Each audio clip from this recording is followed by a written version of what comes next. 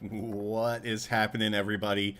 Welcome to yet another special edition of the HypeHype editor stream Mega Game Jam editor Q&A time, I guess. We didn't have an actual title for this stream, but it is a special stream. We do not normally stream at this time. Oh, Vila coming in with the easy questions. I'm going to be 100% honest, Vila. I have not used lists yet, but I'm going to add your question to my list. I do have a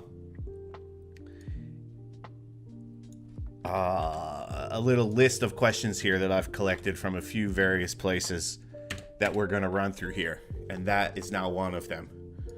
But I'm going to save that one for now because basically we're going to figure that one out together because I've not used that tool. We're going to see if we can figure out how it works. But what we are going to do, I have a few really easy ones. I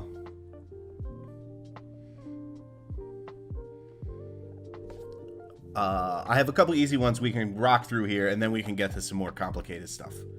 So let me switch here. Let's get the view of my game.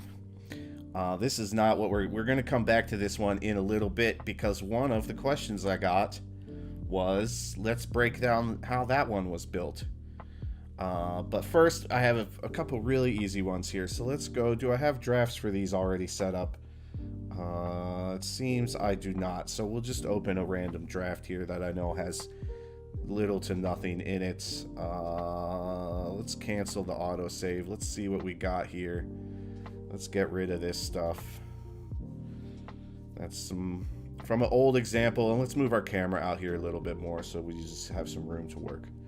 All right, so the first question was very simple question from, I believe it was the Wayward Traveler, aka Making Games Live, asked, how would you end a game on tapping an object? So really simple stuff here. We're going to start. We're going to open up this cube. Does it have anything in it? Nothing that we don't need. That's all good stuff. What we're going to add is an object touch. And then we could add it outside. I'm going to add it outside just so that we can see the node and maybe makes it a little more clearly. We'll add a game end here. So we're going to say if you touch the object, you've succeeded. That's what you want to do. So that's a success. This is enabled, slow down, all that good stuff. The end screen is going to show. And then that's it. So our game end is set up. Now we're going to run in here. We're going to look at our object touch. The object touch tool by default is set up as touch trigger. For this, I guess we don't need to be able to drag it around. So touch trigger is all we need. And then we're looking for the on touch start here. We're just going to go. We're going to execute that game end. And that's it. We're done. We press play. We tap this cube. Boom. Game over. Success. Boom. Welcome, Vexavenue. I like the V's and X's in that name. That's enjoyable to say. Vexavenue. And then Nils Magister. How's it going? Hope you guys are having a great Friday. We've rocked through one question already, so now we're going to move on to question 2. I hope that was clear enough for you there, Wayward. Let's get rid of this object touch. Question 2. Also a pretty easy one. He wanted to see, this is from the same creator, wanted to see how to do counters that would be based on different screen taps. All right, so again, we're going to get rid of this cube. We don't need that at all. We're going to come in here. We need a button. And then I think, actually, no, we don't need another button. We need a text tool. And that's all we're going to need for this one. We're going to set this up, is going to be left. Alignment is going to be, it doesn't really matter because we're going to go here and we're going to go half screen vertically. So now the entire kind of left-hand side of the screen here.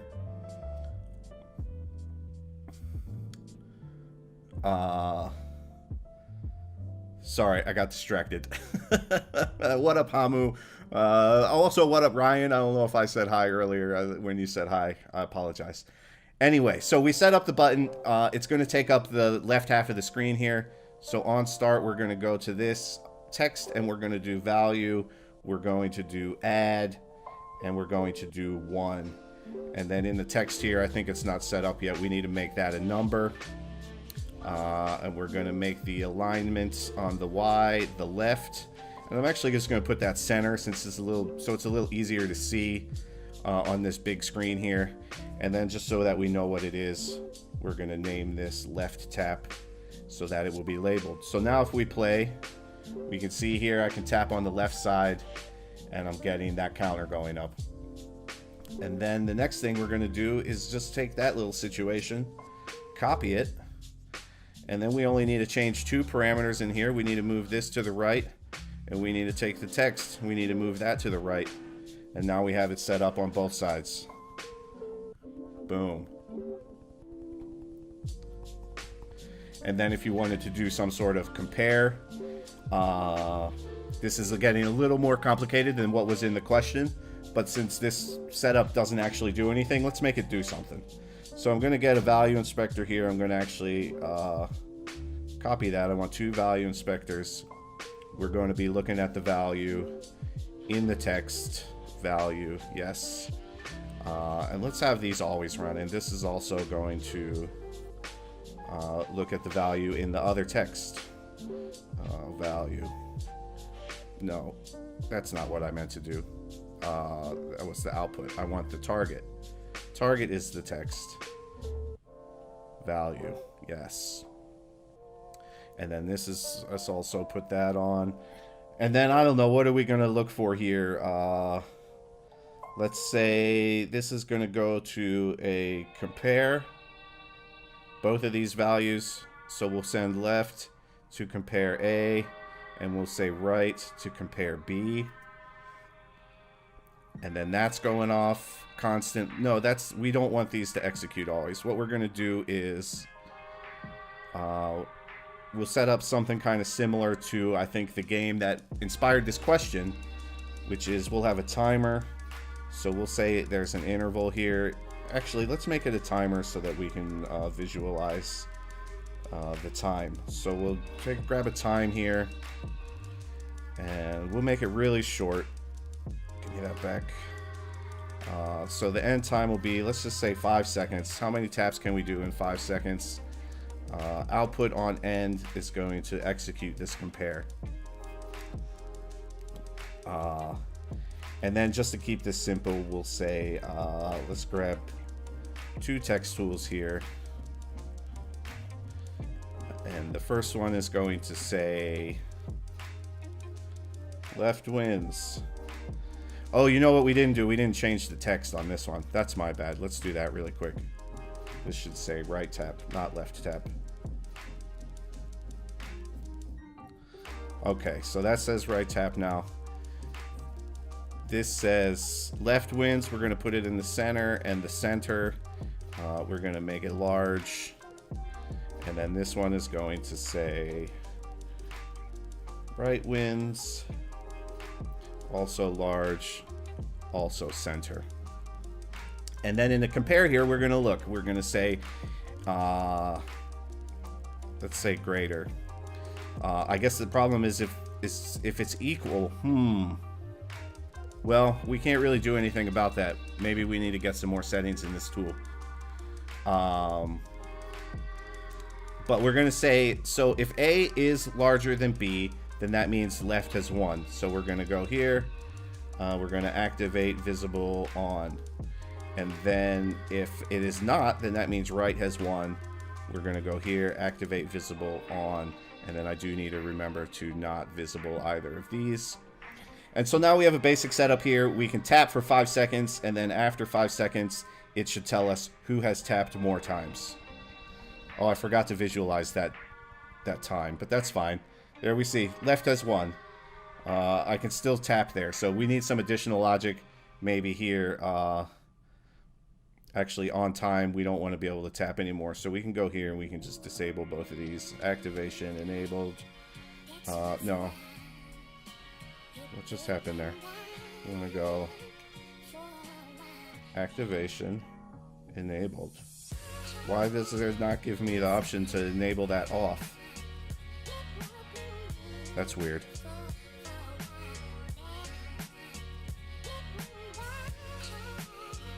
Let's see if I go here. If I look at it in this menu. No.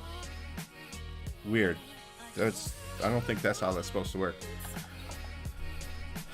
What were the inspirations for the design of the editor? I'm going to turn this music down a little bit. I don't know how loud it is for you guys, but I can turn it down here. It's a little loud. I can't concentrate. There we go. That's a little better. Well, I mean, I don't want to speak for the team. Of course, I've only been working for Frogmind for a little over half a year now. I came to work on this particular project, and it was already started when I started. But I know that Frogmind's first game, Badland, had an editor kind of similar to this. Obviously not quite as robust, but I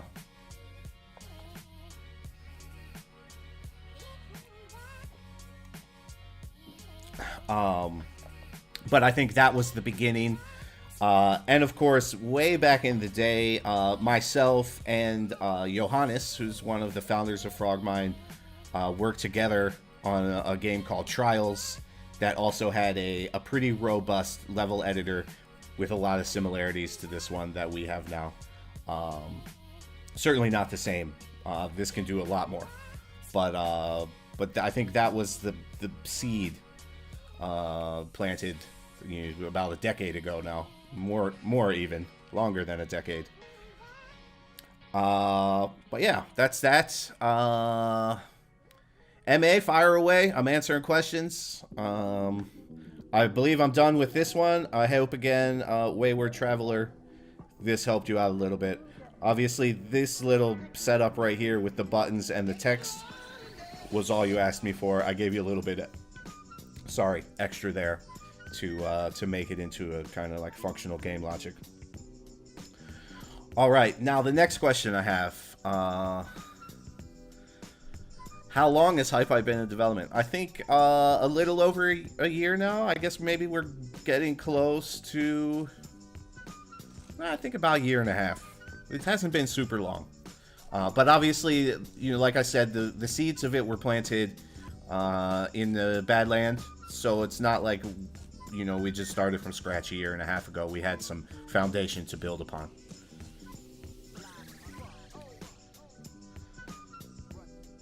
All right.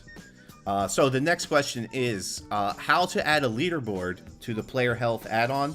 This may have already been answered by somebody. I saw this on the Discord yesterday, and I just didn't have time to get to it. But I haven't seen an answer for it, so we're going to go ahead and answer it. So we dropped a playable character in here. This guy, he just works. We drop him in. Boom. That's great. Let's see, what's the position is he at there? I'm going to zero this guy out. Because I believe this is also kind of 0, 0. Well, 0 on the X. That's what I was really looking for. So I get a little more of a centered camera position. Not that it matters, because what we really want to do here is we're going to add some logic to the, not logic, add-on. We're going to grab the player health add-on here. Normally we'd just drag this right onto the guy, but we're going to add a little bit of extra logic into it. And this is going to be pretty easy. So what the question was asking was how to take the value of the health. So you see when we play now, oh no, because I didn't add it to the guy yet, so it's not doing anything. But once we add it to the guy, there will be a little counter that is the health. And I believe it was Ryan asked this question. Wants to use that value as his leaderboard score for players. So the less damage you take, I imagine, the higher you'll be on the leaderboard. So what we're going to do here, it's going to be a little similar to what we just did. We're going to add, again, a value inspector. Let's line these up so that they're nice and tidy here. Is that on the right line? Yes, it is. And then we need a leaderboard component. That's down here in the meta category, leaderboard entry. And then, like we did before, we're going to look at this text, and we want to see the value that's in it. And we want to send that value to the score in the leaderboard component. And then finally, what we want to do is your score gets sent to the leaderboard when you win the game. So down here, we already have a broadcast listener looking for that game success signal. And when it gets that, it's going to also execute this value inspector. And then that's all we need to do in the player health add-on. Oh, well, not all we need to do, because we need to actually put these two components in the player health add-on. There we go. Now that's all we need to do. We can go take that, drop it on the guy. And now you see when I play, he's got the health up there. But we have nothing in this game currently to trigger a game end. So I'm just going to really quickly, let's go in the assets here. We can do a collectible score. I just throw this coin to anywhere where we can collect it. And then I'm going to go back to the add-ons, and we're going to do a goal collect all pickups.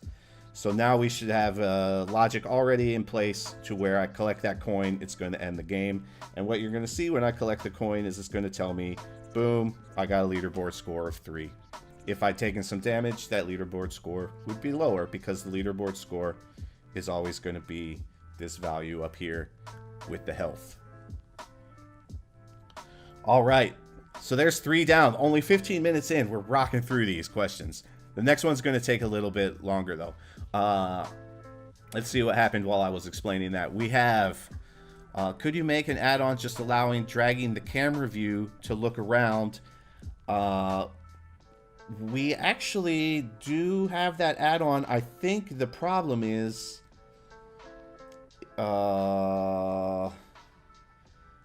is it in here? Because it's actually on the character here. We have an add-on, if we look here, called Drag Turn. Was that one? Drag and Turn? No, that's Drag and Hover.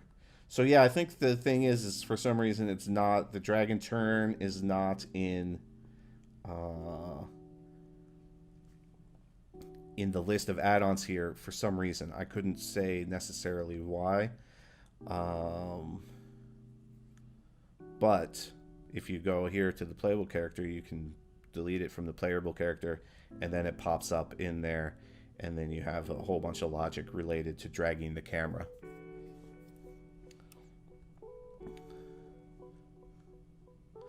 Okay, so now we're going to move on. We're going to jump out of here because the next question was related to the X's hype called Rabbit Run. So let's go find that. I'm just going to search for the X because I already searched here. And we're going to fire up Rabbit Run. So somebody on the Discord, I apologize, I don't remember who it was at the moment, had just asked, they want to see what's going on in this hype. How was this hype made? So I thought we could do this. We could take a look and see what we got going on in here. So we do have a lot of stuff going on in here, but I imagine that a lot of it is just doing the individual physics of these obstacles.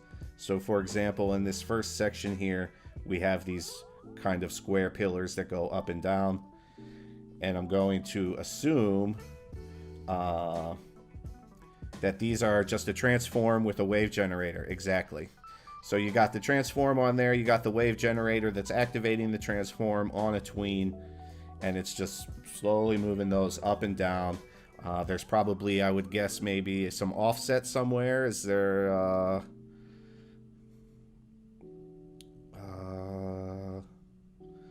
or is the times just different? Start value, end value. Let's take a look. What about this one? Because there is no offset, I guess, in this wave generator.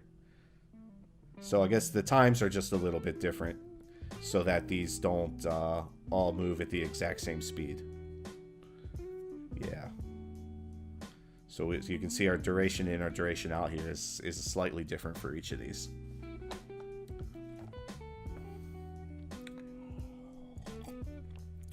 No worries.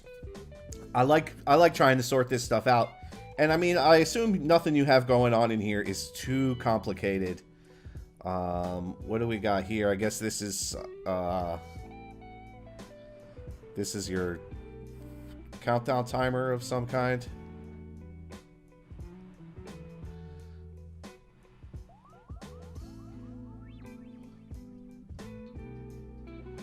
Changing the color, doing the countdown. And then, of course, we have these big purple things here. These are our checkpoints, and that is a pre-made. Or is that a custom pre-made, or is that a pre-made that we have? Or add-on? I guess you might have just stolen that from, for example, the runner template has a checkpoint. Alright, so Vila made his own checkpoint add-on. Or, I guess it's probably an instance. If we go back here, do you have one? No, you got tree, arrow. Anyway. We got some checkpoint logic there. So the checkpoint lets you know the last checkpoint you were at and respawns you there. I'm going to guess. So we got the position.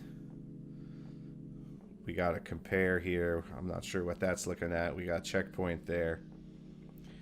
And then I guess this value inspector is sending a value to the player, letting the player know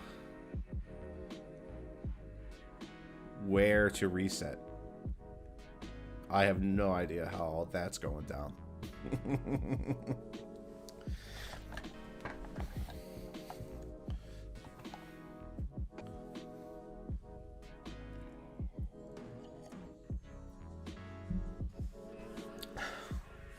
Okay.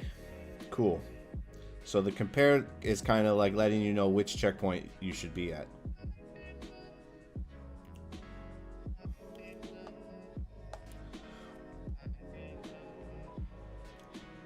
Where is the reset logic, the checkpoint reset logic, is that also in one of these add-ons here?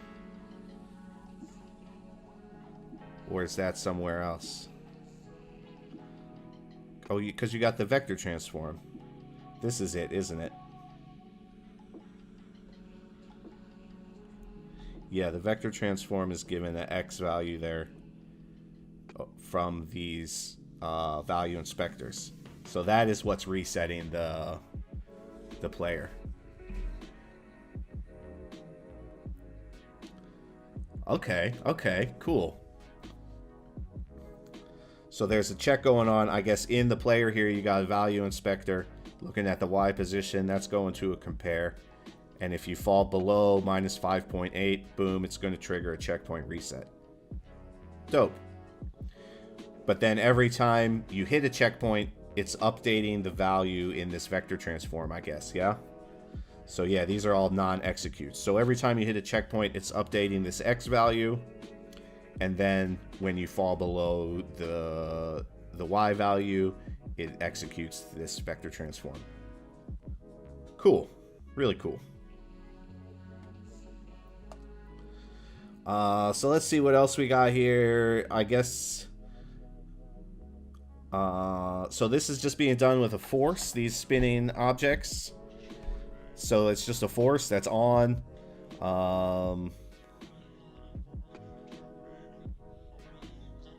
I guess this is a pretty heavy object because you got a lot of force here.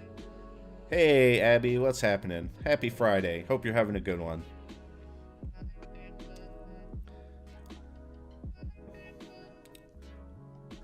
Oh, it's not a always. It just does it once. Okay. And I guess you kind of need that because you can push these in the opposite direction if you want. So it gives it one solid push at the beginning of the level. So then I guess if you take a really long time to get here, those might be spinning pretty slow by the time you get there. But that's fine. So that's what we got for those circular boys. Now these guys are also spinning, but I think, yes, these are spinning constantly. So we have a vector transform here that's doing rotate. But how are you getting... Is this being regularly triggered? How are you getting full 360-degree rotation out of this? Because these go around in a full circle.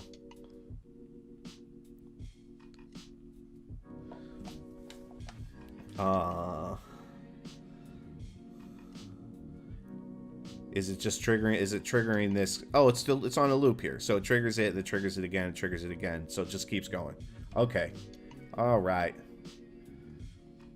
Cool. Cool. So that's how those work. And again, we got another checkpoint here. And then again, we're going to have, we got a wave generator here.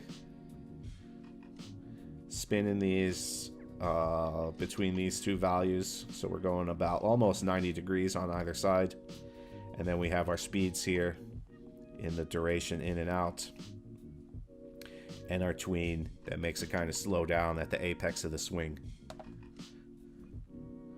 Cool. And that's obviously it's pushing a transform here that's doing rotate.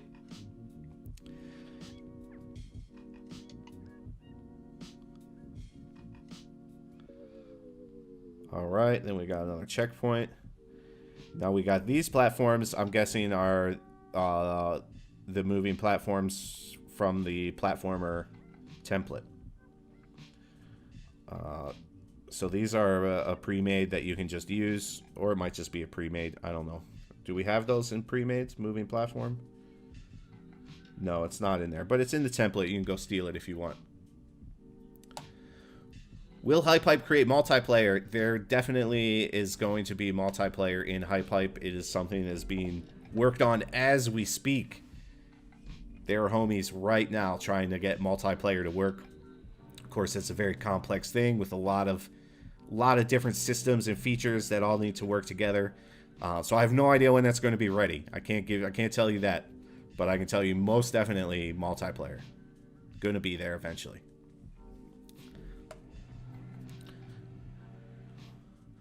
All right, so we got some simple moving platforms here. Oh, we got some secret noise. I've never tried to go this way. Is it faster? We have some springs here. Also, I guess the springs maybe come in. Did you make these springs yourself, or did you steal them from the runner template? I guess the runner template springs might not work for this. Oh, you did use this. Oh, this is the springs from the parkour template. Yeah. Okay. All right, we got another checkpoint, and then we got another spinny thing here. I'm going to guess, though that's not what's making it spin. Which one has the, there it is, the vector transform. Doing the same thing, spinning on a loop, 180 degrees every 2 seconds on the loop. Cool. All right, more checkpoints. And we got these guys going in and out. I'm going to guess transform with a wave generator. No, where is this being controlled from? Oh, this is the transform with the wave generator. It just wasn't in the object.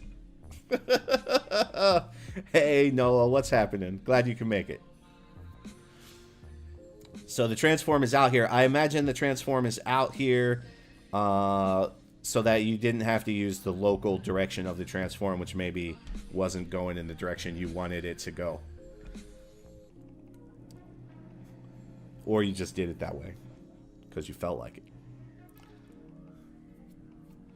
Then we got another spinny thing here. Again, we're going to have the vector transform executing every however many seconds it wants to spin. Every 0.5 seconds. And then these guys, these are just on hinges. What's this random value doing? Is the random value controlling how far this thing can spin, I guess? Between 30 to 36 degrees. Does this random push anything out when you have a Z value of 0? But oh, this is a force.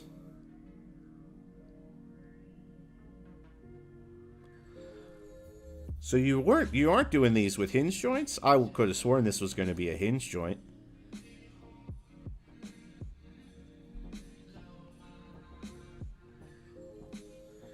Aha! So right now they're all kind of a flat 90-degree angle, or you could say parallel with the ground, and the random makes it so that they're kind of tilted a little bit. I get it. I get it.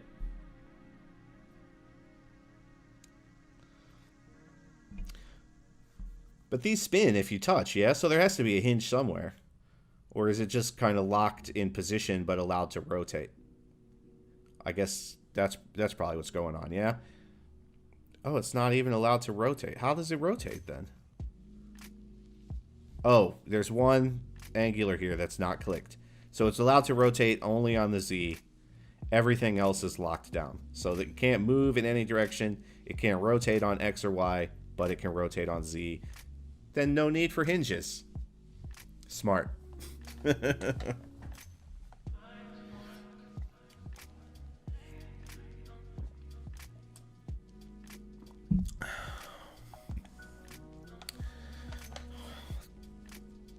Can you... I'm not sure if I understand the question there, Abby. Can you fly at HypeHype if you are editing your world?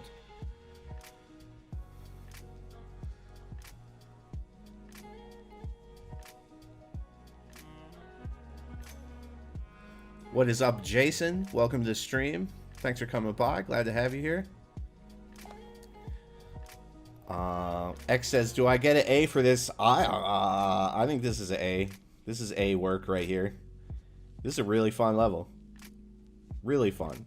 And, you know, multiplayer, man. When multiplayer comes, this level is going to be off the chain.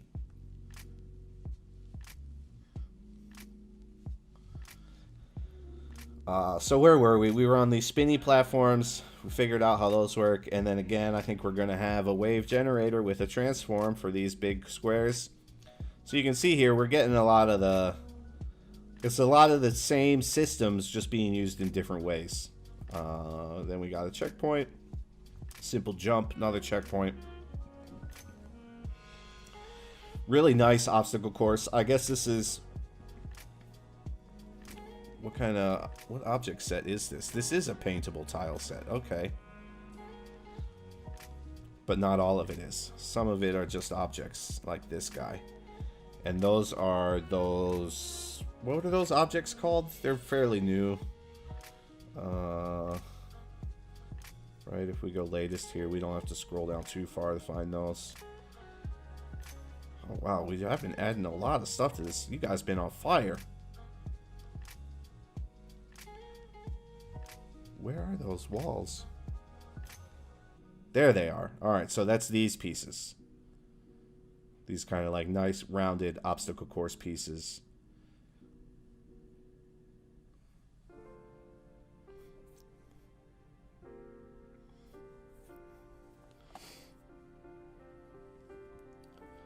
Awesome, Noah. Glad you liked it. Awesome.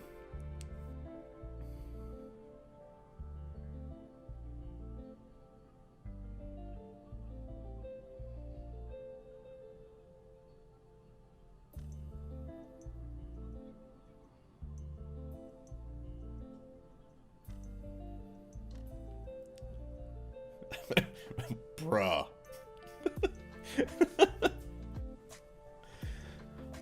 Yeah, Jason, I do remember that. I do remember that.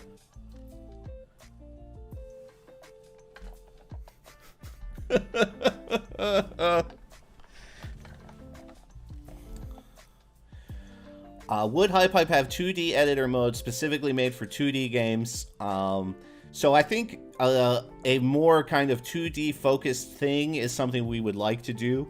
But at the moment we're focusing on this. So you have to go with kind of the 2.5D, I guess you would call it, where you build in this 3D world, but you lock everything to a specific axis. And there is, if we pop out of here, I think we've had a lot of fun checking out Vila's work there. But let's just go open. Let's not open that one. Let's open this one. So we have this. We can go to side scroller view, and what that's going to do is it's going to try and keep us on the same plane. If I select an object here, you can see it gives me this grid. So this grid is kind of the plane that we're working on. And then, why are you not opening the asset menu for me? Let's back out of here.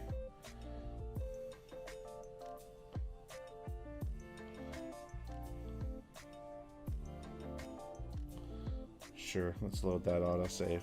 Now we can load the assets. All right. So let's say, let's go to the pre-mades and Well, let's add the playable character here, even though the playable character is technically made for 3D. You can see there, it's placed a character model on our 3D plane here. And I believe if I move him around, it's only going to let me move him around on that plane. You see, I don't have the handles here that would let me drag him towards and away on the x-axis. And if I want that, I need to go back here and go back to the default 3D settings. And now I can drag him off of that, or the z-axis, that is. We can see that if we bring this up. So I'm pretty sure this cube is on 0. Yeah, so everything's going to be Z0 in this side scroller view.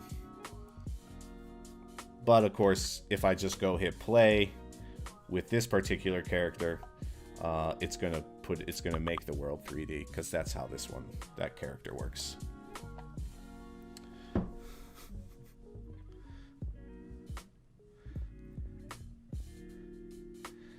That, Jason, I think is a question for somebody else. HypeHype was called HypeHype when I started working on it.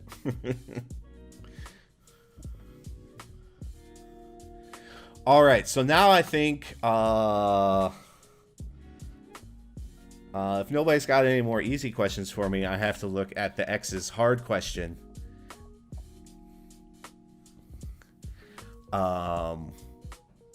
Which was how to use a list of objects more than one with spawner.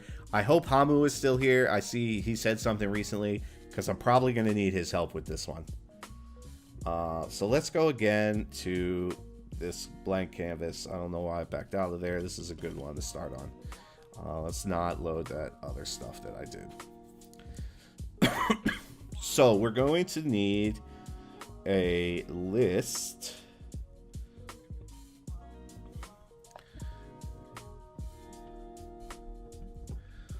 Well, we'll see. Nobody else has asked any other editor questions at the moment. So we can look at it for now. And then if somebody asks me something that I know I can answer, maybe we take a break. So we want a few different objects, right? The list, the element type is objects. I mean, I'm not going to lie. This is literally the first time I've done anything in the list component. These more kind of like codey tools. I'm not a coder, so they kind of scare me a little bit. Add new elements to the end. All right, so how do we add elements to a list? Let's just add a few objects here, a few random objects. Is there a nice object set that'll have a few? What if we do these? Is it going to give me all three of those? Yeah, all right. So we got these three animals we're going to use as our test subjects. It's not nice to do experiments on animals, but these ones aren't alive, so it's okay.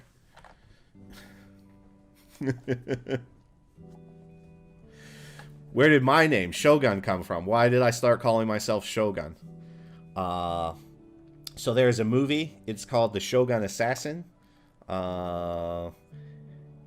And I really liked it. That's the short answer. So I started calling myself Shogun. What if you put the simple animation in a character, it spins around? Do you mean, like if we go here? No, not here. We're going here, and then we're going up here. So you mean this simple animation? So this simple animation has a few things. By default, it's rotate around X. So by default, it's going to make the animal spin around there. Our view is a little... What if we'll just make this our camera view? So it's up to this thing right here. So you could put rotate around Y. That's going to make it rotate that way. So that's the simple animation is made for just doing these really simple types of movements. So you can do swing, hover, breathe. Breathe is kind of like a small little scale action. So you can see it's kind of very subtly getting bigger and smaller there.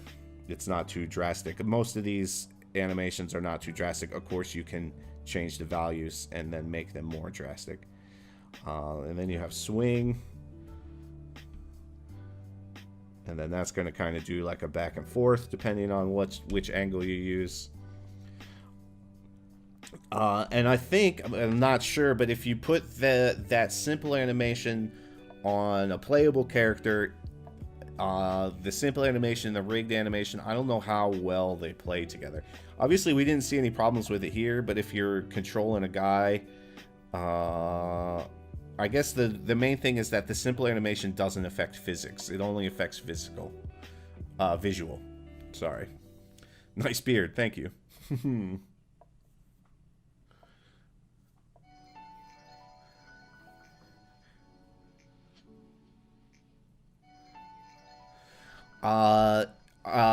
The Pathfind thing, I know that Hamu had did a kind of Pathfind type thing. I can show it to you really quickly.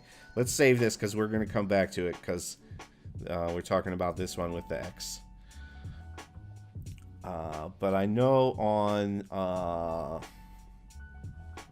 it's called Froggy, not Groggy, Froggy. And then there's the bowling game, which you've probably seen because it's been remixed a lot of times. Where can I find that? Let's go to the Froggy account. We want to see the bowling game here. And let's fire this up in the editor. So this dog here, he's kind of on a kind of a Pathfind type of thing.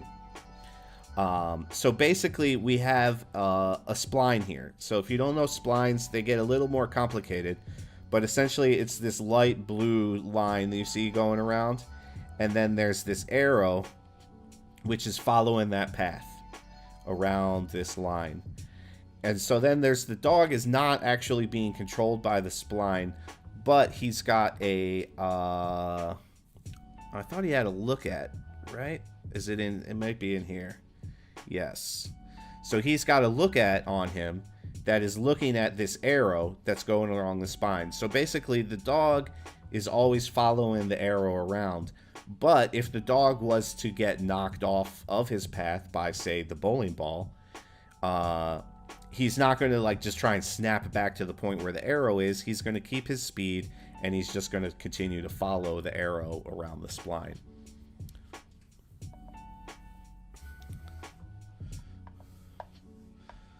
All right, let's go. I think I missed a few here.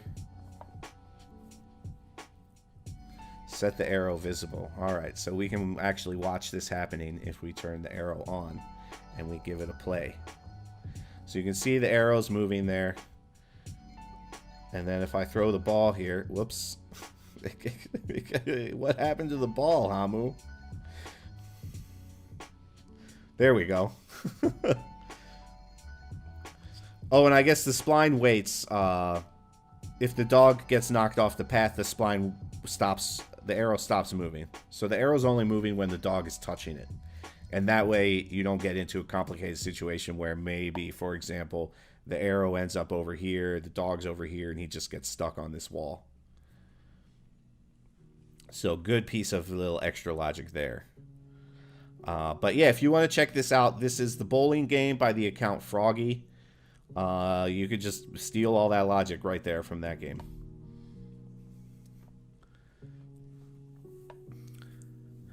Okay, let's see.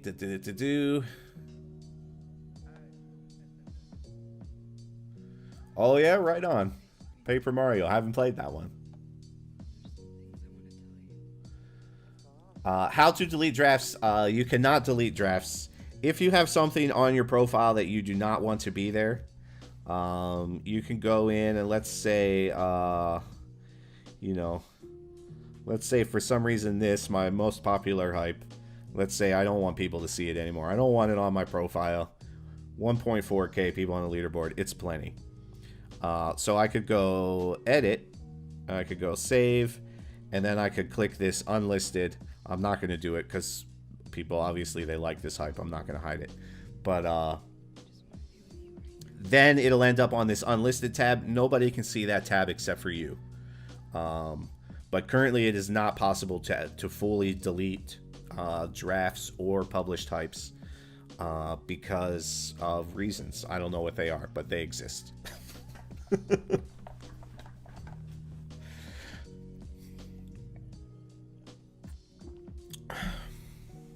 Mobile Legends. What is that? Is that a different game? Or is that something somebody made in HypeHype?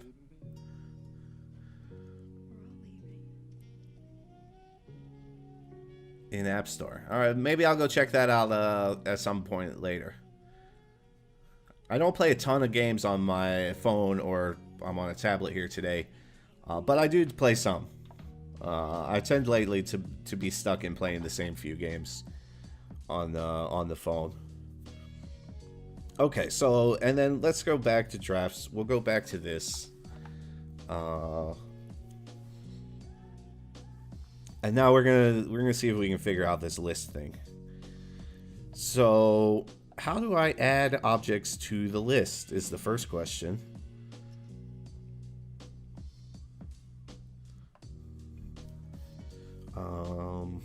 I assume I can't just drag them onto it because that's not how component nodes work. That's how containers work.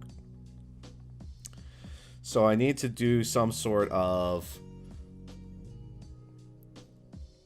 drag a link from the object to the list. Add object. There you go. You're right. So we're going to add these three guys to the list. Add object. Boom. Add object. So now we have these three characters in the list, and I assume they're going to be 0, 1, and 2 as far as values in the list. So the index. So index 1 is going to be this gray guy. Index 0 is going to be the gray guy. Index 1 is going to be yellow. And then index 2 is going to be the cat. And so now we want to spawn one of these guys based on the index, right? That's what you were looking for. How do we use this with a spawner? So a spawner's in action. So let's find a spawner here.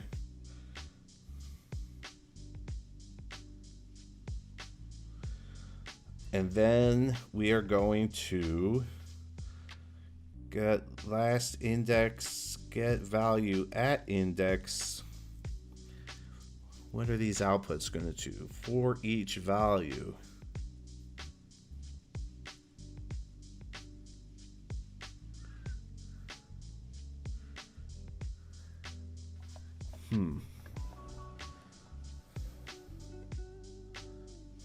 Where you at, Hamu? Help me out, bro.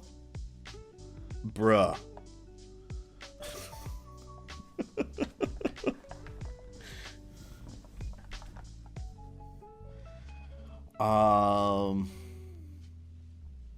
What is this list type 2D list? I guess technically we are doing a 2D list.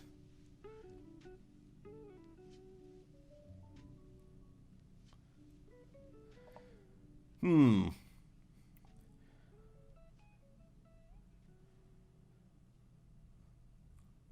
have to let somebody know about that. 2D list is a list of lists. Okay, this is just a list. But so how do I send an index of one of these little critters that's in the list to a spawner? So we want to execute the list, yes.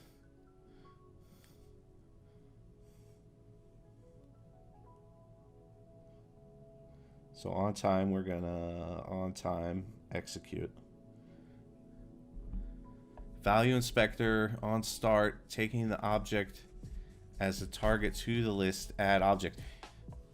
Yeah, we already added the object to the list. How do I get them out of the list?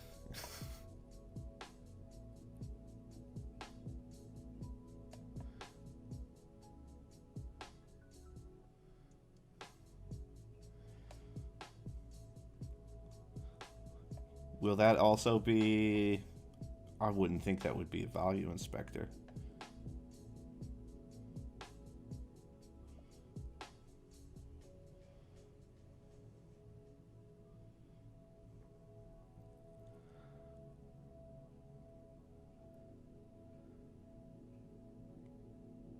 Remove object at index.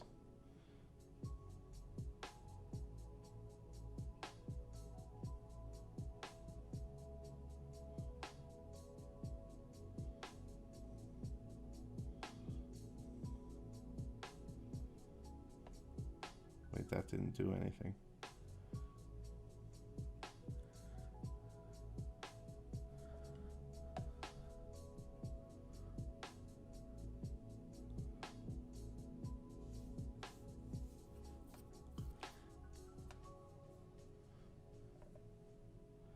Yeah, do I need like a value inspector for that? Or can I do that directly from the list here?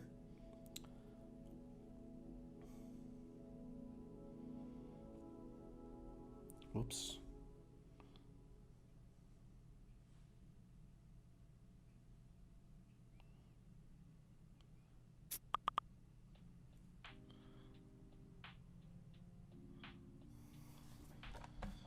What are you sending me here? All right, give me a second. I'm going to go see if I can open this draft that Hamu just sent me.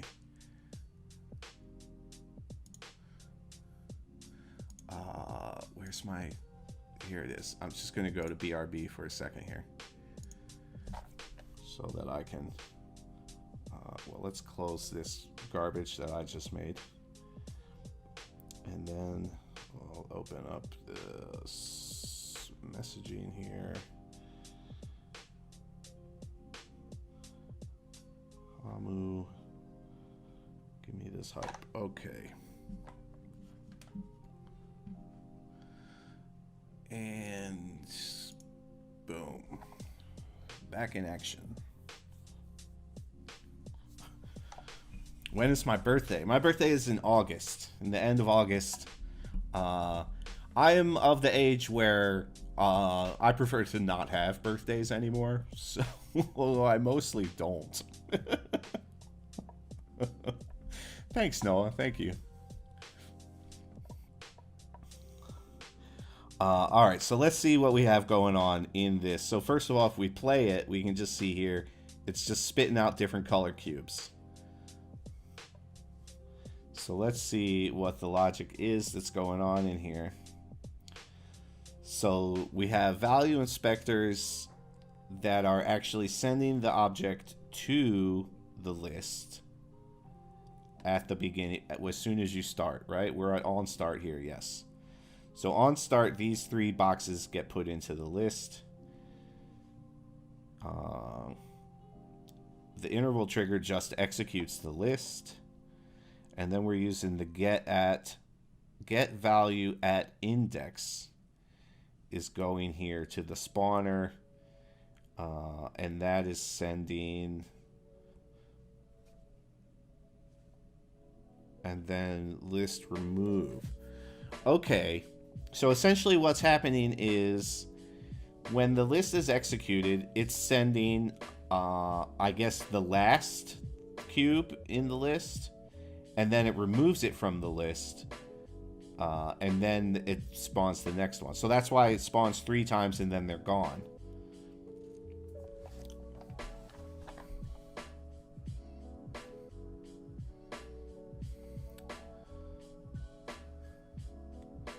What do you mean by 360 camera level?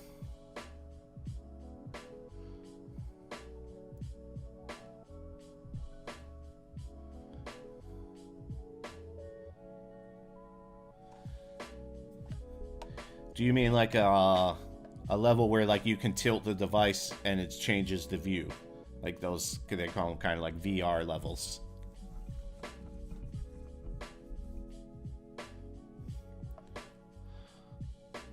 All right, but there, Vila, does this help you out at all? This list thing still really confuses me. This is a pretty technical tool, but I'm starting to maybe understand it a little bit.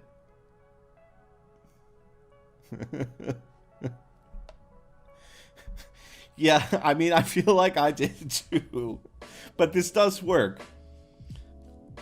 So let's go back to the draft and see if we can make it work.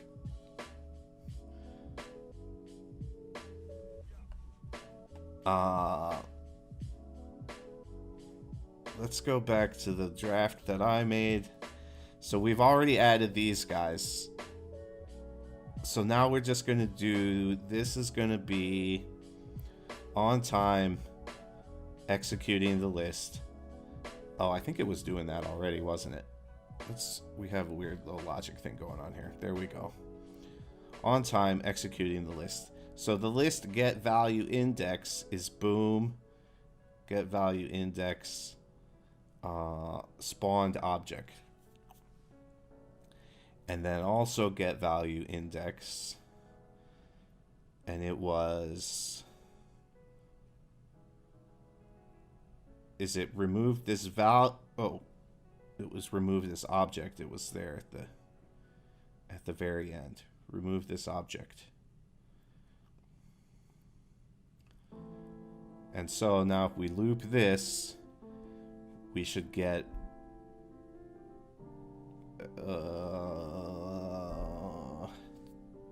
maybe these guys need to be... Oh, they also have no physics. Let's, just to make this do something. Dynamic physics reference object. Let's do that to all three of these.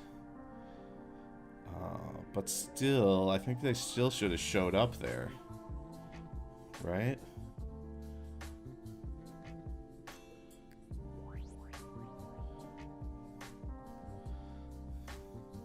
No, I would not have figured this out either, Vila. This is smarter than me problem. And this is enabled. Yes, yes. I guess it needs that.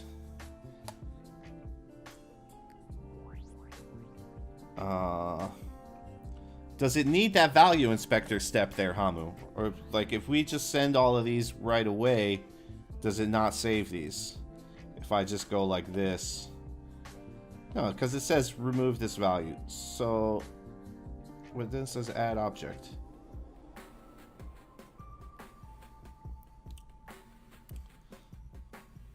Let's just see if we do it the exact way as was in there.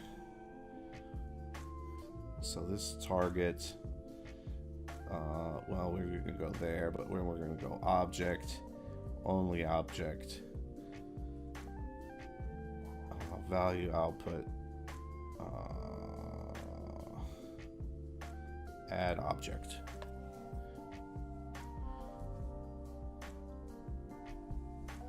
Okay, so we have to use this value inspector method in order to get our objects in the list. Object, only object, value output, add object. Last one, object, only object, value output, add object. Oh, and then these need to happen all right away. No, not always, just on start. Boom. So now, why did it shoot them all out immediately? Is this... It's enabled. It's not doing some... Oh, because these are all... Dumbass. Don't execute. Sorry. Don't call yourself a dumbass. It's not nice. You're all very smart people. There we go.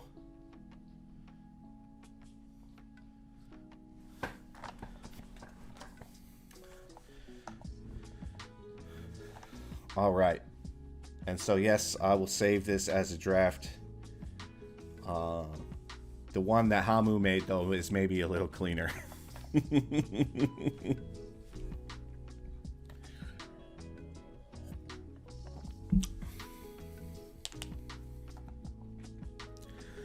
I guess if you want the spawner to continue endlessly, then you need to put these back into the list after you remove them. But then I guess that's going to get more complicated because you have to control the order. That doesn't seem like... There's got to be a different way to do this, in my mind. But I don't know. I don't know exactly how this list is supposed to function. Yeah, essentially, because I think what's going on is is this is removing stuff from the list. So if we take this away, it's just going to keep spawning the same cat over and over again. We have to remove the cat for it to move to the next object. There's got to be some other way, though. Can't we change this index value? Like, what if we add this?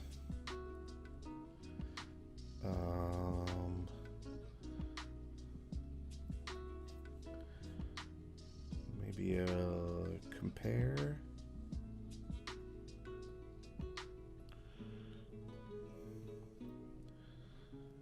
And this is instead, it's going to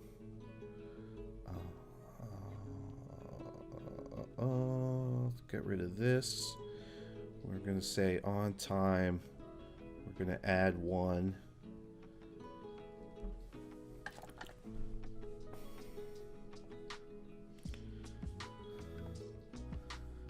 Gaming with soul.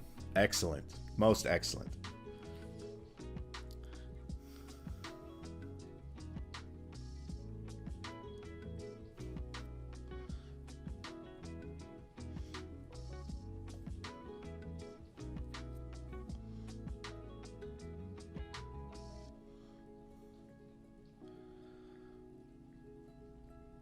What I'm thinking is like we should just be able to send a value to this index.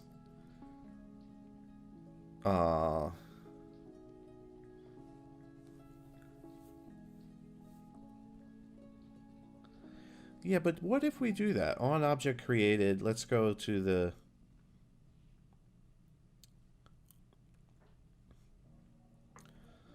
Oh, yeah, that was you. We actually did that already. I apologize. But of course, this video is going to be there, so you can go back and take a look at it. But we did do that, yes. The rabbit run breakdown.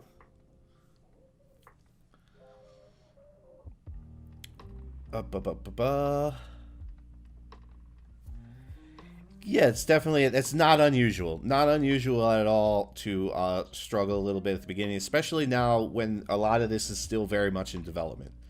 You know, so like one of our big goals for the project is to make a lot of this stuff a lot easier to kind of pick up for people that don't necessarily know a lot of this technical stuff that's going on.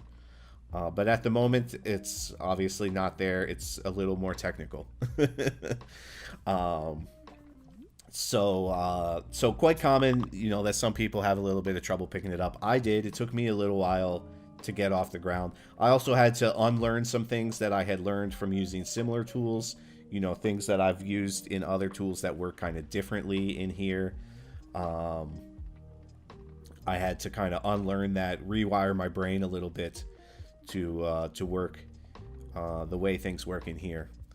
But as you can see, I got there, and now, you know, like, I don't know everything. Like, obviously, we're looking at this list thing right now, which I've never used, and I don't know exactly how it works, which is fine. We figure stuff out together sometimes. That's the great thing about doing this kind of stuff on stream.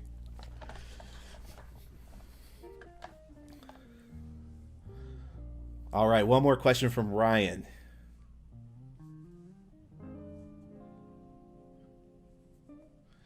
Okay, how would you do different? I'm going to move away from this example here that we don't really know what's going on, and I'm going to answer a question I know I can answer. And it's a little bit of a bigger question there, Ryan, but I'll try and do it quickly so that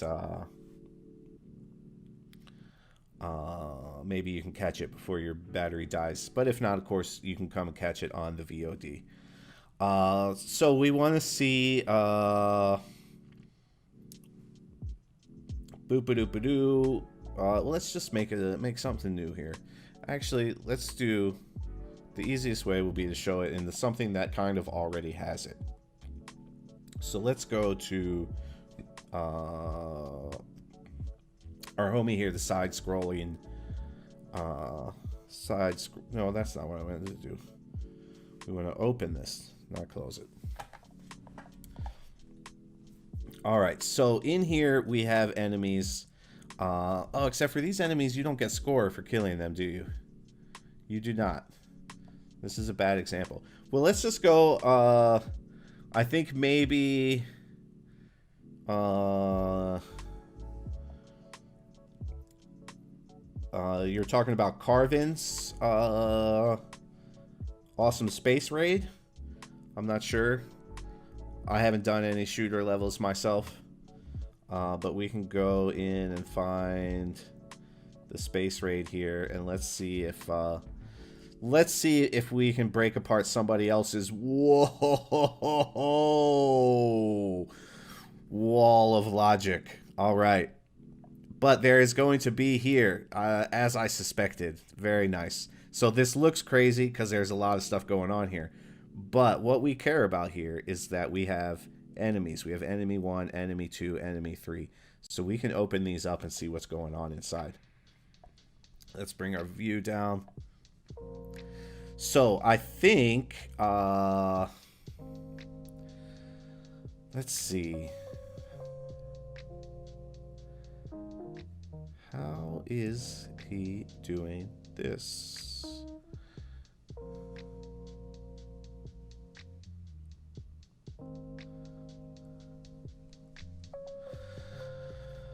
Oh, no. No, we don't. No, we don't at all.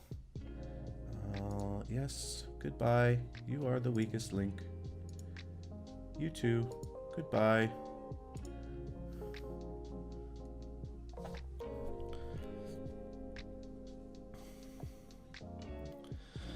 Okay, well now he's confused me a little bit here because there's our score.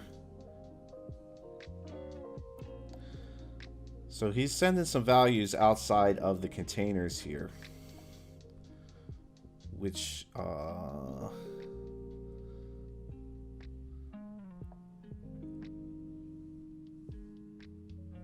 might not always work.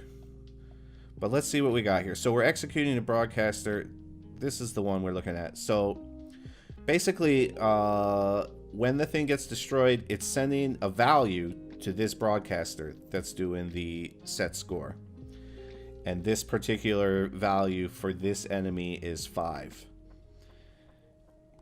And then if we go to where is the score being controlled?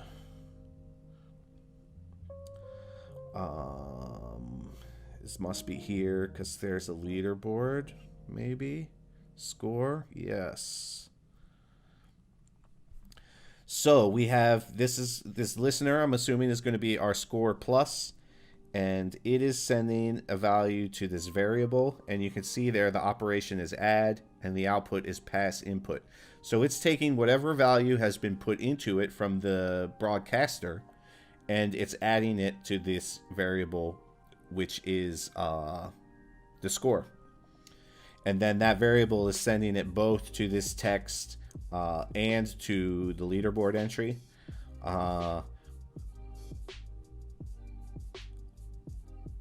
There are multiple ways, theoretically, that you could do this. You could also not have a variable, just keep that value right in the text, and then use like a value inspector to send it to the leaderboard. But you would still need 4 components here, so it doesn't really save you any space. It's just a different way to do it. But so that's the simple answer that I made look really complicated by opening up this really complicated hype. But the answer is you have your enemy that's going to be destroyed. When he's destroyed, send a value to a broadcaster. Have a broadcast listener looking for that signal and then adding that value to your score. Right as we got through it. And now I can't ask you if you understand or if I should maybe try and do a simpler version of this. But if you want, we can come check this out again sometime. Maybe with a little simpler of an example. Let's see, what else did I miss here?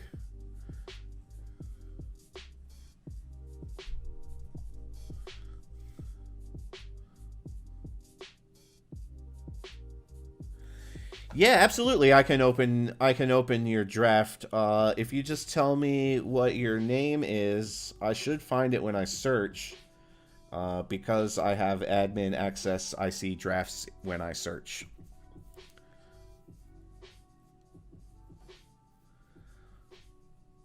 If you tell me the name of the hype too, it should also come up in the search. So either way, I can defo do that. And I think we maybe have a little bit of a delay for our YouTube viewers here. It seems.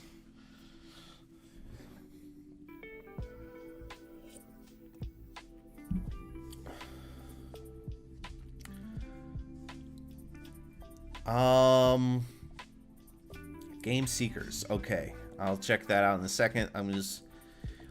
I believe currently the broadcaster can either send a broadcast signal, which is just a do something when I say, or it can send a numerical value. I might be wrong about that, but I believe that is currently what the broadcaster can send.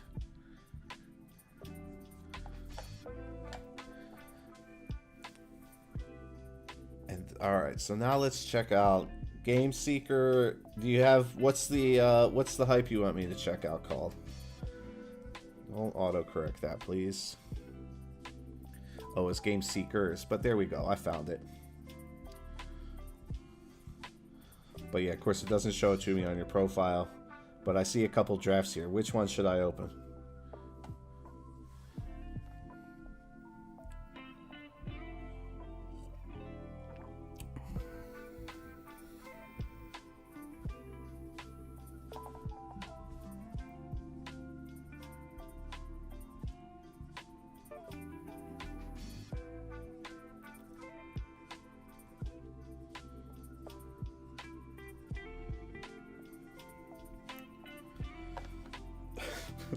The blue one. I guess you mean this one?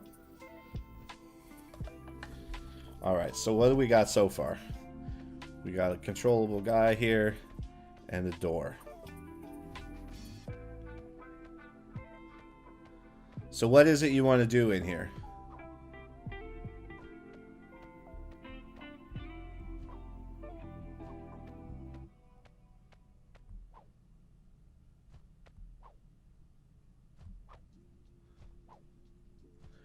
Boop, boop, boop, boop, boop, boop, boop.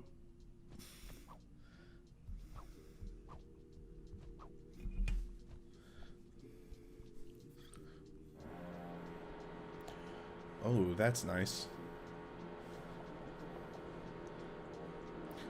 Okay, so you want to make the door open. All right.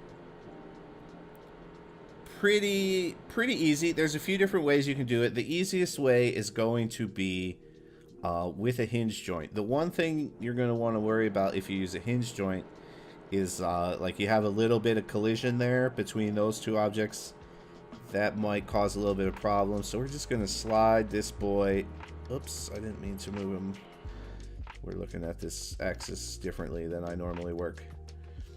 So we're going to slide that out just so that we have a tiny gap there. It looks like if we make this like 10.1, that's going to be good. We don't need to worry about the gap so much on this side because we're going to be able to get rid of it with the hinge joint. But let's anyway, just for the sake of, just get a little bit out there. All right. So this guy, we want to have dynamic object on this guy, although not necessarily right away. So let's start with unmovable object. And then let's grab a hinge joint, which is, there they are. And our first object is going to be the door, physical. Our second object is going to be this wall, physical. And now we can see this line that's kind of coming up the top of the door. That represents the axis it's going to turn on. So we're good on the axis, but of course we don't want, that's also the point that it's going to turn at. So right now this door is going to spin from the middle. So we want to take this offset and we're going to drag it this way a little bit until it's kind of right there where the door hinges are. So that looks like maybe about 1.3 is pretty good there. 1.3 we'll call it. We don't want to collide connected. We don't need a motor. We maybe want to limit so that it doesn't open too far. We could say we're going to limit so that it only can open 90 degrees. Because with the collide connected turned off, the door will be able to just pass right through the wall. So we'll just artificially stop the door when it would hit the wall. And then, well, now because this is, if we just put this to dynamic, it's going to work right away. We can just go right up to the door and we can push it open. Oh, it's a heavy door. This is a small bird. If you want the door to open automatically, you could put a motor on it. So if we put the motor on it, it seems the motor is also pretty weak.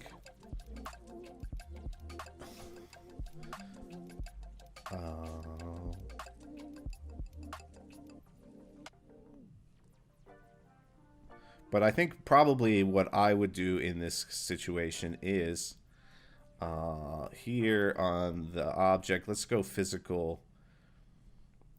Let's just make this light. Let's see if I'm right. It might be, there might be something else causing the door to not want to open, but no, that was it. It was just a discrepancy between the weight of the bird and the weight of the door. Now you can push it right open, and then you can see there it stops once I push it to 90 degrees because we decided to limit it.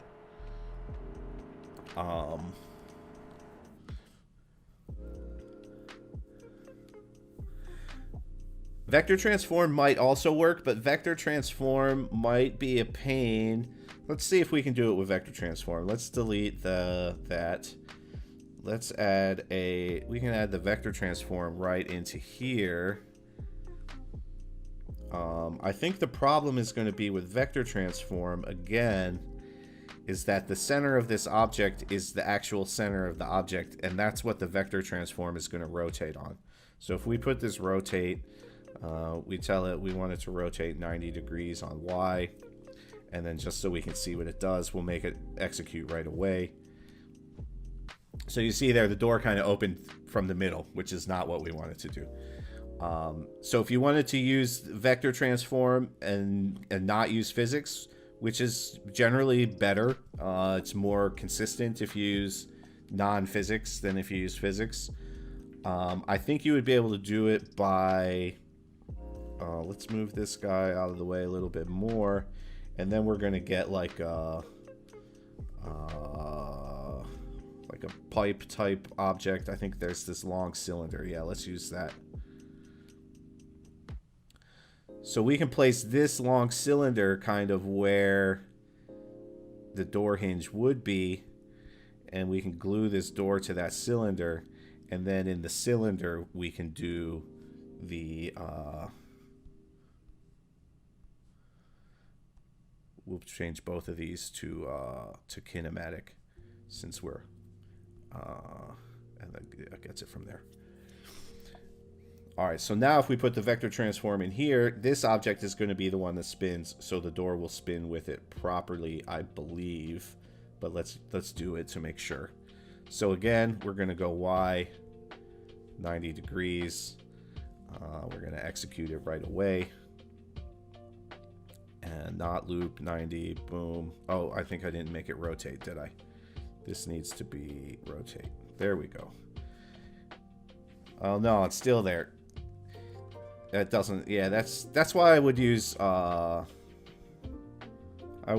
joint for doors. I think there are some doors that have been set up so that the center of the object is actually the side, but I think most of them have not.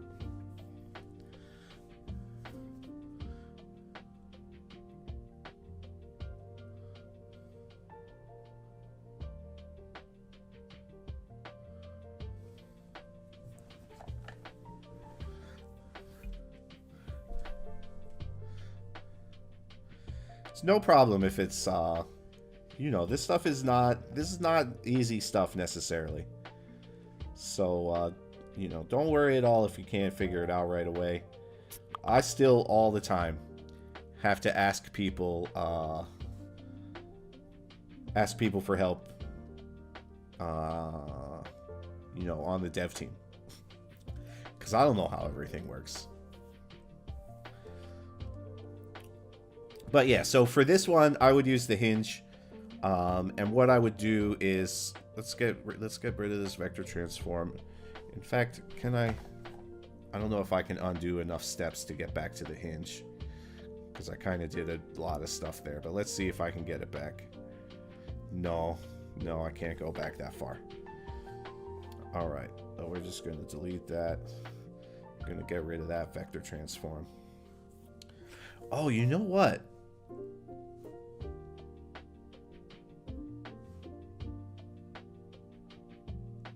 I think because there was still a vector transform on there, that might have been why it didn't work right. No, it's still... I need to figure out what the solution to that is, because that's that is kind of a common problem with creating doors in HypeHype. But we'll go back to the hinge solution and we'll just look at really quickly how we could trigger it. So we'll go back to the hinge joint. We'll go this guy, yes, physical. This guy, yes, physical. We're going to limit the joint 90 degrees either direction. And then we had to offset it on the Z. I think it was about 1.3 maybe. Yeah, it looks pretty good. And then what we're going to do is this is going to start off as static. Hey, not this song again. I thought I moved this song from this playlist. All right. Sorry, I try and keep the tunes we listen to clean. And for some reason, that one keeps coming up.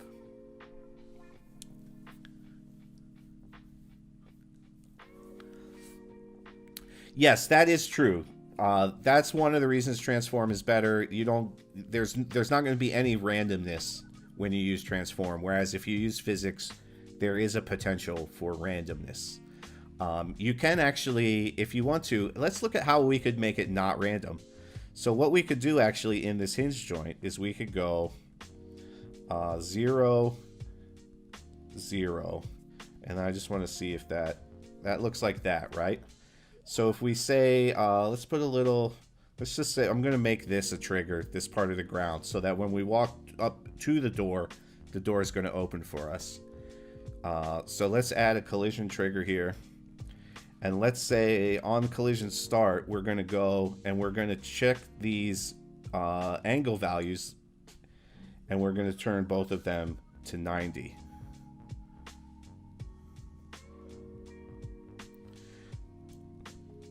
And so I think this is probably going to be a pretty fast snap. What is this looking for? It probably needs to look for green, right? This guy's going to be in green group. Yes.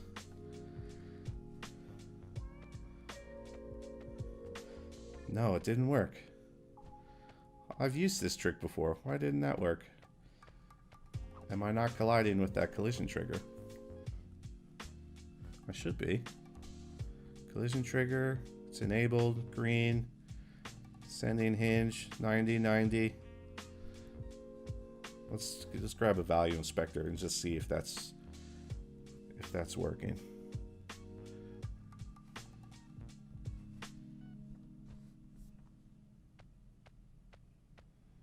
Wait, why is the value inspector not? It should be.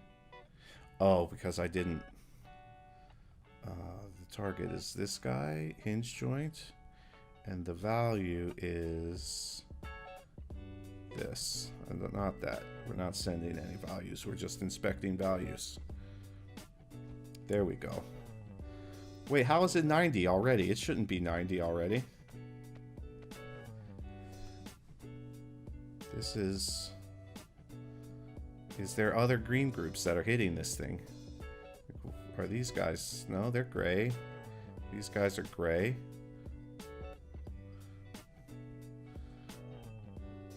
These minimum angles are... Wait, what just happened? Why are this those? Oh, because this is a tile set, so it activates right away. But then why didn't the door should open?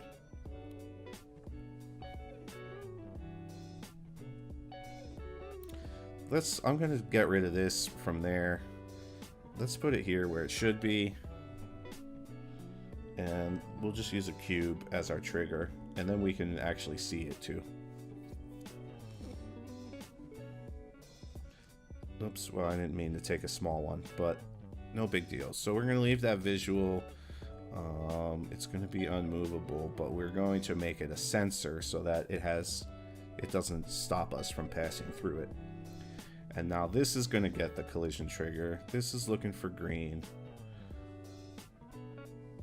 And then I think it's still not going to work the way I'm expecting it to work though. But let's see.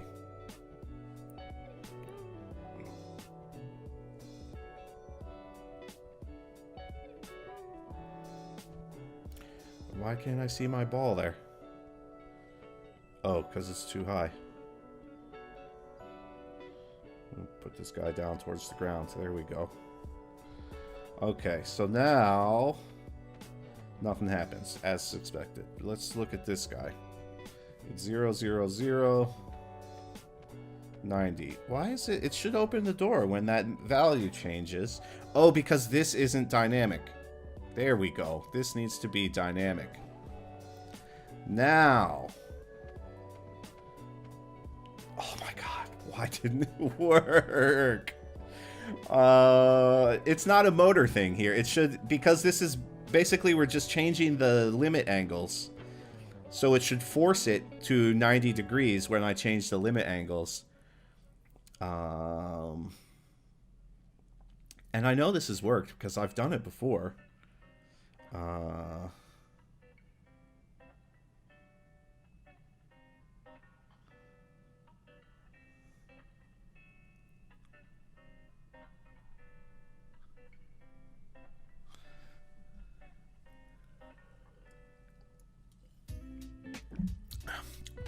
I'm telling you, dude, I've done this before. It has nothing to do with the motor.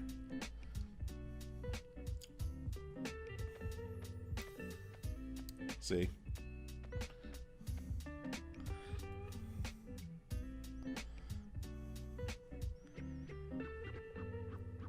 I'm gonna go look at the hype where I've actually done this.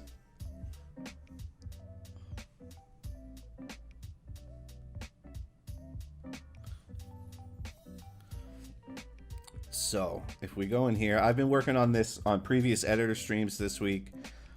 Do I want to load the autosave? Okay, I don't know why I wouldn't have saved it, but let's see.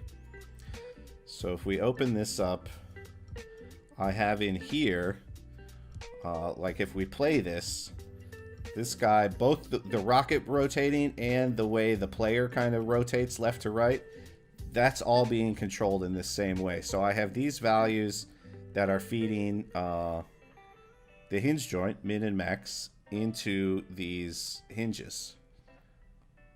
And that's controlling how the guy is leaning. And yeah, it's set up the same way.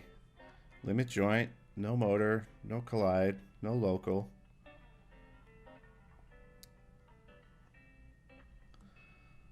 So I'm not entirely sure why. It might be just because it's such a drastic angle. Those are much smaller angles that I'm working with on that one. You know, like the max angle I go there is like 16 degrees. Whereas we're trying to immediately take this door and turn it to 90 degrees. But so, whoops. Yeah, let's load the autosave.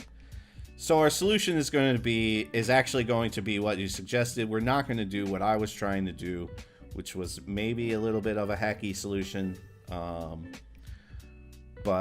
we're going to enable the motor and dynamic physics. Dynamic object is on. So let's turn this to static for now. And and then the hinge. We're not going to turn the motor on right away, but I am going to just test it out once. We're going to do this limit again. Is going to be negative 90 to 90. We just want to keep the door from spinning endlessly. And then this collision trigger, we're going to get rid of these because they were not working. And we're just going to say Hinge joint activation, enable motor on. We might need to adjust the values of that motor. Oh, we also need to... Sorry, I'm forgetting stuff here. We also need to change this to dynamic. So physical type, dynamic.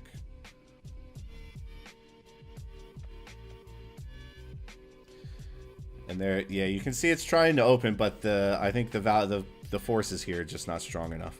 So let's make this maybe impulse higher. We make this a little bit higher too. Although I think velocity doesn't actually, no, 20 is way too high velocity. We just need that force to be a little bit higher. There we go, so that it can open. Boom. Perfecto. So that's done with physics, but because it's done with the motor and we're limiting that joint, we shouldn't have issues with it kind of becoming half open or anything. And what we could even do is, you know, after we walk through the door, we could turn the physics back to static, something like that, so that the door can't move anymore.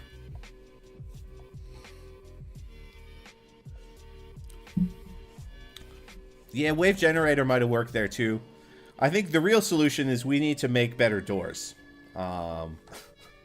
I don't know if any of the asset guys are still with me, but it would be nice if the doors had the center point like on the side where the hinges were, so that we can just use that rotate in the vector, because that's so much easier. We wouldn't need any of this stuff. Vector, transform, 90-degree rotate, boom, you're done. But yeah, I guess we can't do that right now. So this is the solution for now. You don't need that value inspector. So just a hinge here. And motor, a little bit of physics. Good to go.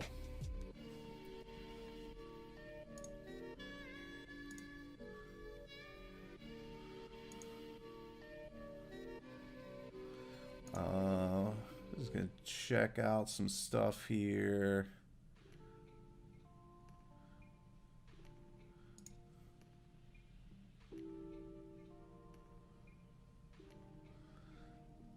If you guys got any more questions, we got a little lull. Now's a good time to ask a question. I hope I didn't miss any when we were going through that last little fiasco of trying to do things and not having them work the way I thought they were going to work.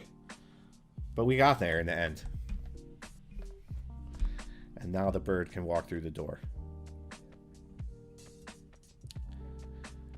And I guess one other thing that's maybe worth noting, if you wanted the door to open the other direction, well, the easiest way I guess would be to just flip around the hinge joint, and now it'll open the other direction. But I think you could also just plug some negative values in there, and that would also work. So like if we kept this rotation where it was, and then we just made these negative. I'm not sure actually if negative velocity. No, we can't do that. We can't put negative values there. So if we wanted to spin the other direction, we do have to flip around the hinge joint. Cool.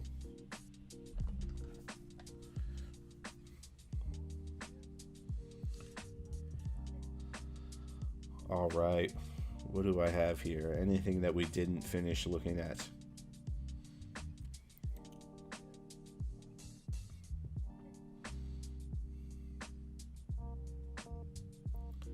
Well, I could always go back to this guy. I've also been thinking lately I would like to do another racetrack. I've done a few of the kart racing tracks. I like doing those. I haven't done one in a little while. Might be time to do one.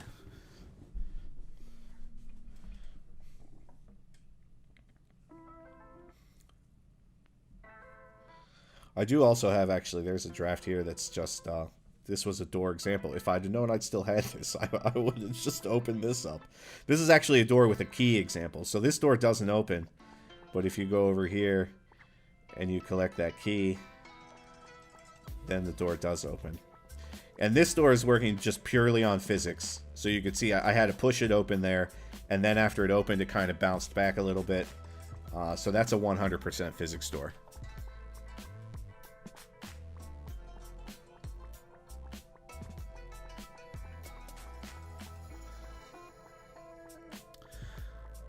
A way to change the gravity. It's not like built in. You would have to kind of fake it with forces, essentially. So let's try and just build a really simple example here.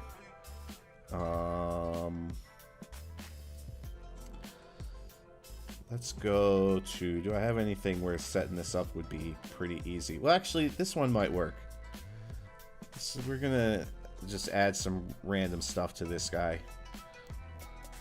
Of course, he is working with the player controls, so we'll need to get into those player controls, which thankfully are over here. Yay! Okay. So one thing we're going to want to do is we're going to create the to flip the dog upside down, basically. I don't know how well this is going to work, to be honest, but we're going to try it. So this guy. No. Just trying to remind myself exactly how this guy's working. Because when you start messing with these types of controls, you have to worry about breaking stuff. That's all animations.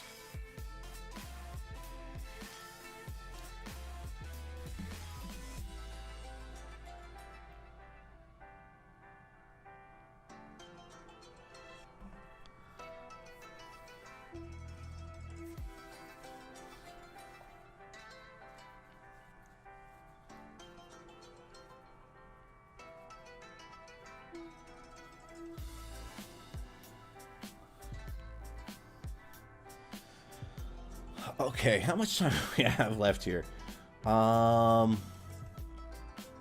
This is a vector transform. What is this one doing? What's signaling that? That's game success. That's the one that makes him jump. What's this one doing? This is a vector transform. That's doing the rotate. So that's doing the rotate back and forth when we do this. Boom, boom, boom, boom, boom, boom. But we want to rotate the other way. So I am going to copy this guy. Let's also put this snap to grid, not snap to edges.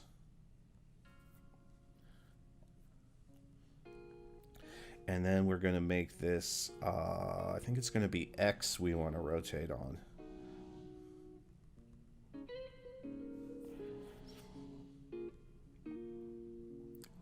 And rotate global linear duration 0 enabled physical, yes, all good.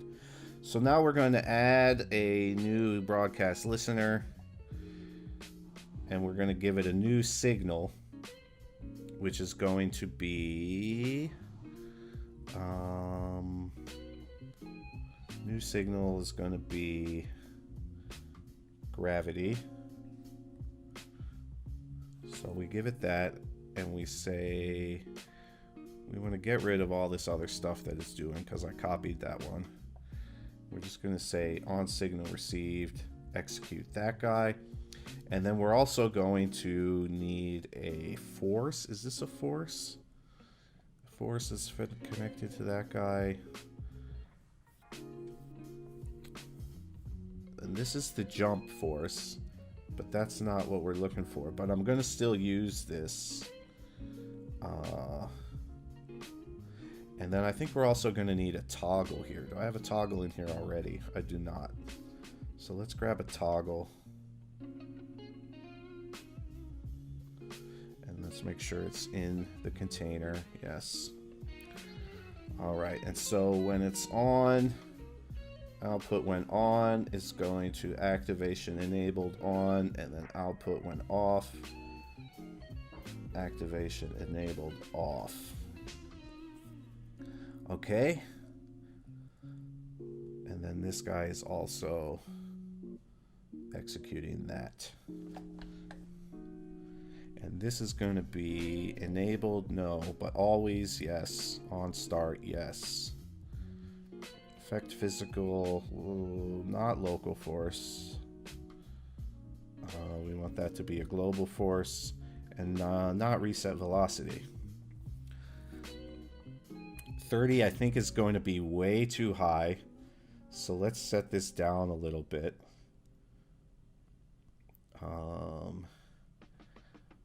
All right, and then that's the basics of that. I think we're gonna see. Let's put let's just make a quick trigger here. I'm gonna make it a little bit bigger this time so we can see it better. And then this, is this on? No, we want to make this the 0 so that it's in line with our guy. This is going to have not dynamic, unmovable physics, but we're going to make it a sensor. We're going to leave it visible for now just so that we can see it. Collision trigger, and then we're going to want a broadcaster that sends that gravity signal. And the collision trigger, looking for green, is going to execute that broadcaster.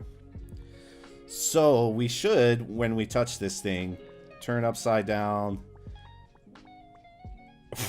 and fly away. Okay, that did not work the way that I thought it would. Let's see what we got messed up in here. Well, for one, I think this needs to be disabled because I think it's setting off that vector transform multiple times. No, this guy just doesn't like being upside down.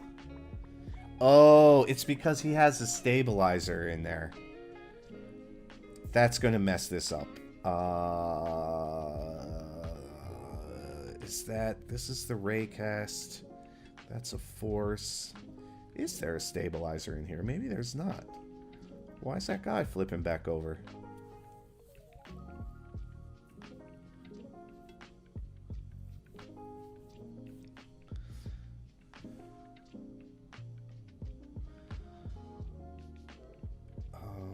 What if we go into here?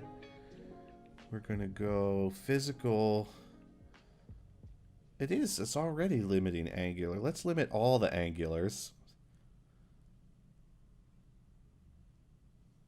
Let's see what happens then. Okay, that's cool. So that's why he's flipping back over, because the guy, these characters are designed to want to stay upright. So you flip it upside down, he wants to flip back over. We had to limit the rotation there. But what we're missing now is, for one, these forces. This should be local force. This should also be, although this is not local, this should be local, so that it flips with the guy. This one also local. Okay, that's good.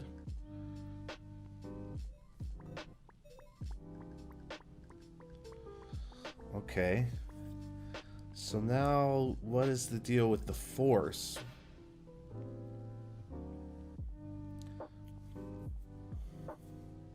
Does this need to start on?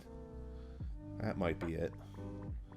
Yeah, there we go. All right, and then the force needs to be way lower. Let's try like 0.5.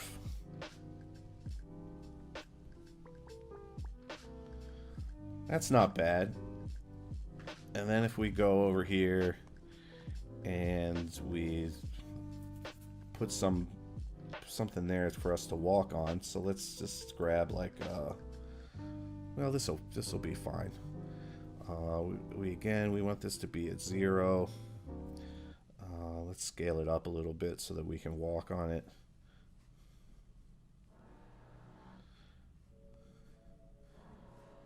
And then maybe give me a couple of these. And then maybe we'll duplicate this guy so we can go. Oh, actually, these probably don't have physics on them, do they? These need to be physics, yes. Okay, so now we switch to gravity. Now we're up here, and boom, we switch it back. Hey, it worked. Awesome. Now we're stuck in here because that door needs a key. But boom, boom. So really it's just kind of about dialing in how powerful you want that force to be You know, for example, you can see there the force is not strong enough because I can jump way higher. Oh, and the raycaster's not resetting. What's... so the one last thing we needed... For some reason, the jumps weren't resetting. That should be based on this.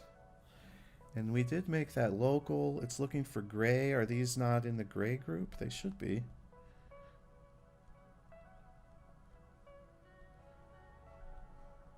Yeah, those are gray. So why is it not detecting that? It should be detecting that as ground.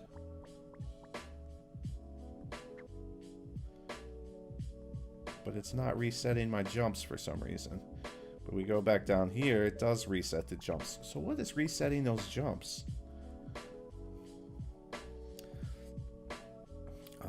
Let's see, where's that going? This is the button that's doing the jumps. It's going to a compare here. The compare is getting its value from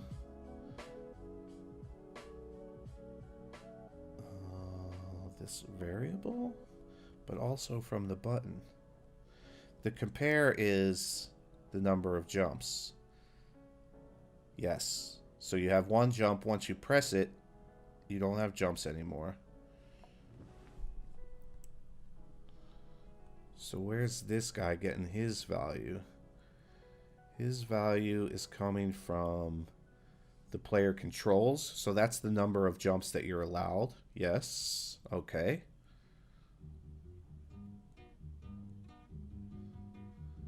Where's value A is coming from?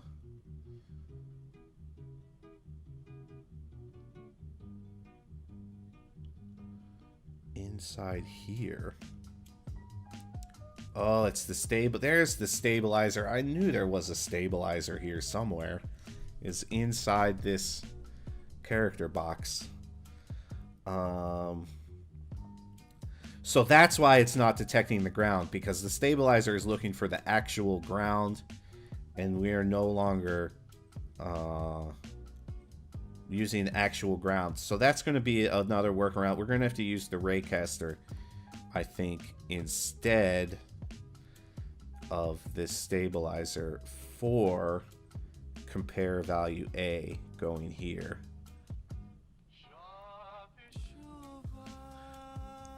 Let's see. So we're going to get rid of this stabilizer, compare value A, this one.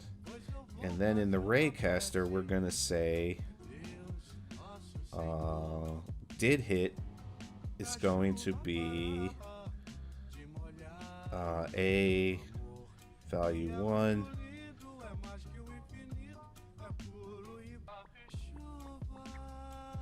Alright, it hasn't broken our ability to jump here. Yes, and now we can jump here. Awesome.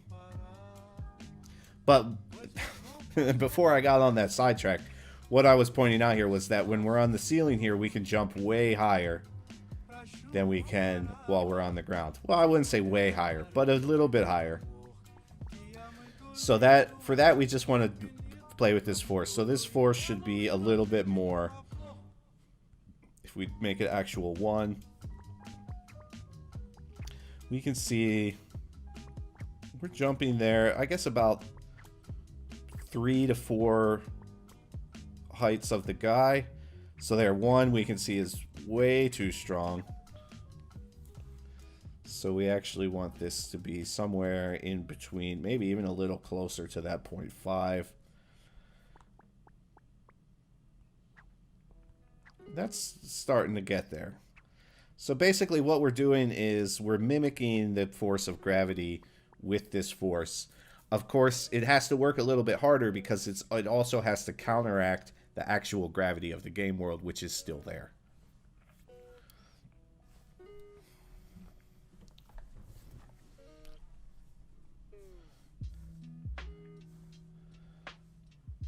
But all right, we got that working, which I have to admit, I wasn't sure I was going to get that one working. But it does. So sweet.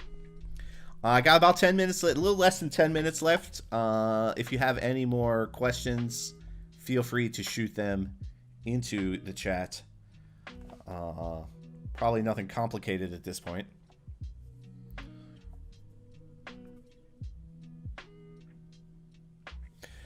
Okay, so random. So with the random, let's I'm actually going to save this since it worked. Even though it's not just a collectible key and door anymore, there's also a gravity switch.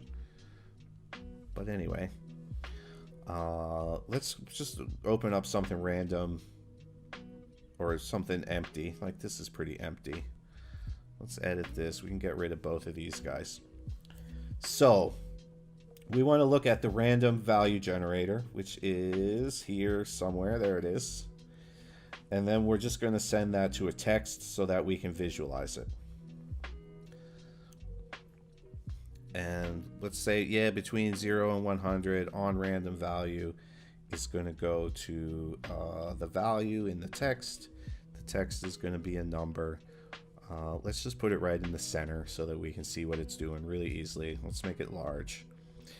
And then let's get an interval that's going to set off this random execute loop. Maybe 1 second is a little too fast. Let's make it like every 2 seconds. And then we can see here if we play it, we get random values between 1 and 100 every 2 seconds. Now, the thing about the random is if we say duplicate this setup, and now let's put these instead of we'll put this one on the right since it's on the right, and we'll put this one on the left. We're going to see that these are going to give us the same values. No, they're not. All right, well, there you go. I was expecting this to be a more complicated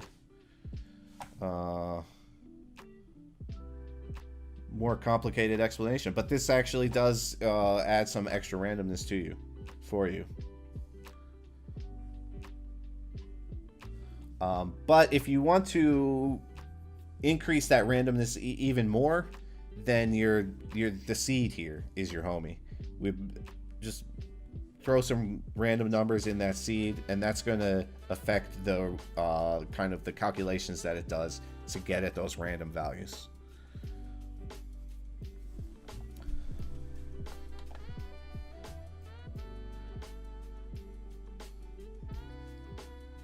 That actually goes against how I thought those worked, but that's cool. That makes it easier. And so if you want to do something really random, one thing that I did was, one thing I like to do sometimes is add some sort of variable value to that seed. So a good one is we have in here the social component, which is here. And we could say social component is going to be the like count. And we're going to send that to the seed value. And then what that's going to do is every time your hype gets a new like, it's going to slightly adjust how the random is operating. But since that random is operating pretty randomly already, that doesn't matter as much. That was a trick I had to do because in a different game that I worked with that also had this random. Like if you had two randoms with the same minimum and maximum value and the same seed being set off at the same time, then it would give you the same value every time. And you would need to change that seed in order to get more randomization out of it. So this trick that I showed you with adding stuff to that seed, it seems like we don't need to do that here in HypeHype, which is awesome. So that's as I was mentioning earlier, an old habit that I need to unlearn when it comes to HypeHype.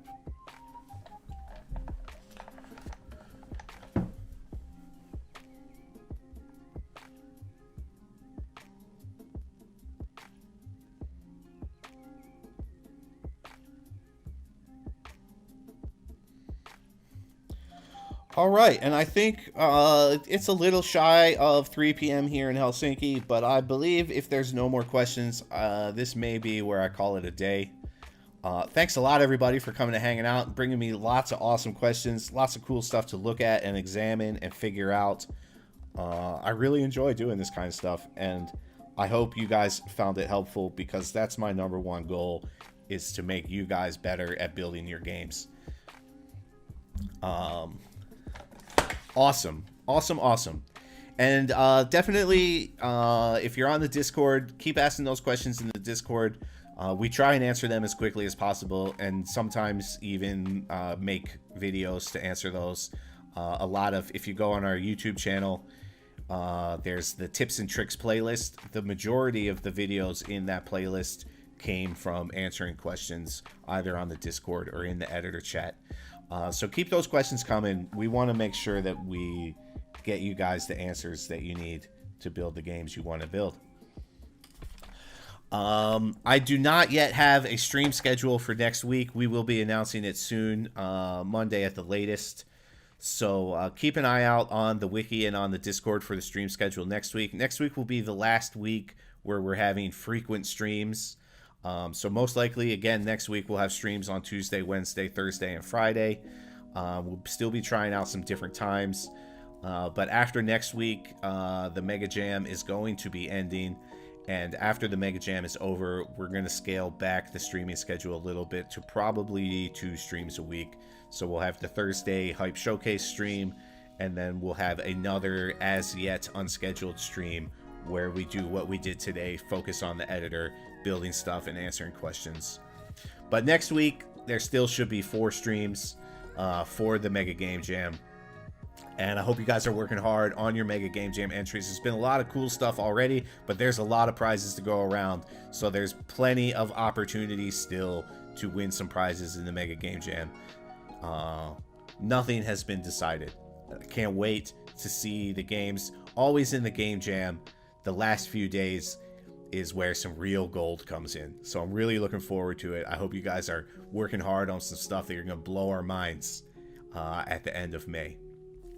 Until then, I'll see you around on the Discord, in the app, in the editor chat. Hope you guys have a great Friday and a great weekend. I've been Shogun. Peace.